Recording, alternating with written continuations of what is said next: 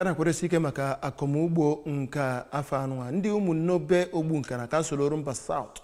na Anambra State emerebego mmemme Oganiru nke afọ 2025 ha jikwanụ ịchụ nta na ụdị dị iche iche nyere obodo dị iche iche bụ ndị ama ama na-agba nta wee malite maka ejikwa ụka pụrụ iche wee gozie akụrụngwa dị iche iche eji akọ ugbo ya na ụmụ mkpụrụ dị iche iche a na-akọnye tinyekwara mmemme ngosi omenala ndị ọzọ dị iche iche. Joseph Egbocha wetara anyị akụkọ a.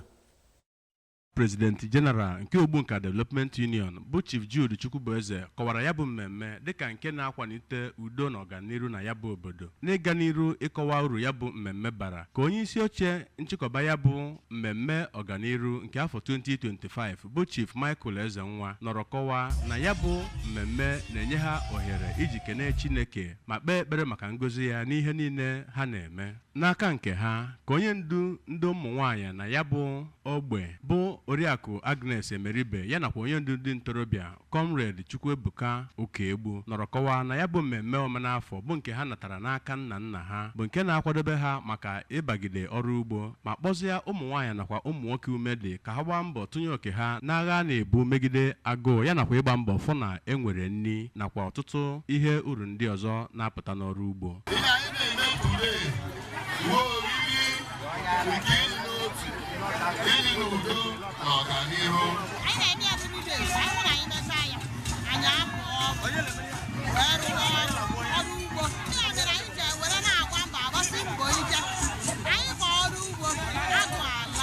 Adụkwu m hapi na Ogbunka ada Umunobe Wolombe ya onye ọbụla wee kọọ ọkpụkpọ aka sonye m na-ekwu ibi na ọkpụkpọ na sustain dị n'obodo anyị ga-agbụ ya dịka site n'obodo Ogbunka nke dị n'okpuru ọchịchị Orumba South, abụ Joseph Egbocha maka akụkọ ụwa ABS.